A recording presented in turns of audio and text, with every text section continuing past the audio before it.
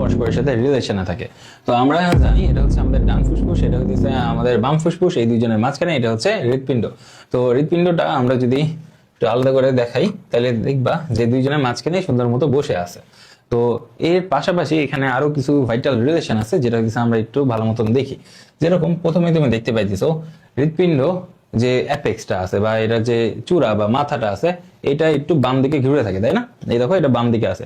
তো বাম ফুসফুসের এই যে জায়গাটা দেখো একটু খাজ হয়ে গেছে বা ভাগ হয়ে গেছে, এটা কিন্তু হৃৎপিণ্ডের যে শীর্ষ বা অ্যাপেক্স ওইটার জন্য এরকম হয়ে যায়। এটার জন্য বাম ফুসফুসের এই অঞ্চলটা একটু ফাঁকা থাকে, এটাকে বলে হচ্ছে আমরা এরিয়া অফ কার্ডিয়াক ডালনেস। ঠিক আছে, তো এই জায়গাটা বাম ফুসফুসে তৈরি হয় হৃৎপিণ্ডের কারণে। এখন হৃৎপিণ্ডের সাথে ফুসফুসে আরো রিলেশন কিছু দেখো।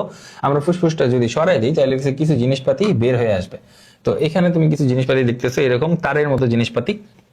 এর মধ্যে কিছু ছিল কি, এই যে আমাদের ট্রাকিয়া যেটা ছিল, ট্রাকিয়া থেকে কিছু জিনিসপাতি তৈরি হয়েছিল যেগুলোকে আমরা বলতেছিলাম ব্রঙ্কাস। ব্রঙ্কাস থেকে তারপর হচ্ছে ব্রঙ্কিওল, ব্রঙ্কিওলে তারপর হচ্ছে অনেকগুলা লেভেল আছে। তারপরে এটা থেকে তোমার হচ্ছে শেষে অ্যালভিওলাইতে যাইতেছিল, তাই না? অ্যালভিওলাইতে কি করতো, বাতাস যাওয়ার পরে ওর চারিদিকে বিভিন্ন রক্তনালী থাকতো, রক্তনালীর মাধ্যমে কি হইতো, এখানে যে অক্সিজেন আসতো অ্যালভিওলাইতে, ওই অ্যালভিওলাইতে অক্সিজেনটা যাইতো রক্তনালীর মধ্যে, এবং রক্তনালীর মধ্যে যে কার্বন ডাই অক্সাইড থাকতো ওটা চলে আসতো অ্যালভিওলাইতে, দেন ওইটা অ্যালভিওলাই থ্রুতে দেহের বাইরে চলে যেত।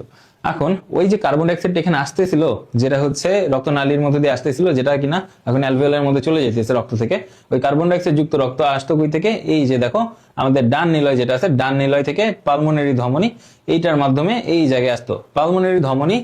হলো এইটা দেখো এই জায়গায় এসে দুই ভাগে ভাগ হয়ে গেছে, এই জায়গায় এসে দুই ভাগে ভাগ হয়ে গেছে, দুই ভাগে ভাগ হয়ে একটা গেছে ডান ফুসফুসে, একটা গেছে বাম ফুসফুসে। ঠিক আছে, একটা ডান ফুসফুসে একটা হচ্ছে বাম ফুসফুসে, দুই জায়গায় পালমোনারি ধমনী গেছে। কেমন রক্ত নিয়ে যেতেছে? কার্বন ডাইঅক্সাইড যুক্ত রক্ত নিয়ে যেতেছে। দেন ওই কার্বন ডাইঅক্সাইড যুক্ত রক্ত যাইতেছে কোথায়? অ্যালভিওলার চারিদিকে। অ্যালভিওলার চারিদিকে যাওয়ার পরে সে কি করতেছে, অ্যালভিওলার মাধ্যমে সে কার্বন ডাইঅক্সাইড ছেড়ে দিতেছে এবং ওই রক্তের মধ্যে অক্সিজেন ঢুকতেছে অ্যালভিওলাই থেকে। দেন ওই অক্সিজেন যুক্ত রক্ত তৈরি করতেছে কি, ধীরে ধীরে এরকম দেখো এই যে ছোট ছোট শাখা প্রশাখা দেখতেছো না, এরকম শাখা প্রশাখার মাধ্যমে একটার সাথে একটা যুক্ত হয়ে আলটিমেটলি তৈরি করতেছে পালমোনারি শিরা।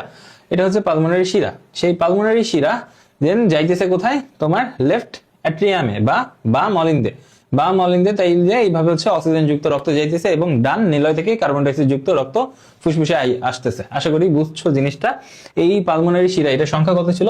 এটা ছিল টোটাল হচ্ছে 4টা। ঠিক আছে, আশা করি বোঝা গেছে জিনিসপাতিগুলো। তো আলটিমেটলি আমরা আজকে ভিডিওটা এখানেই রাখতেছি।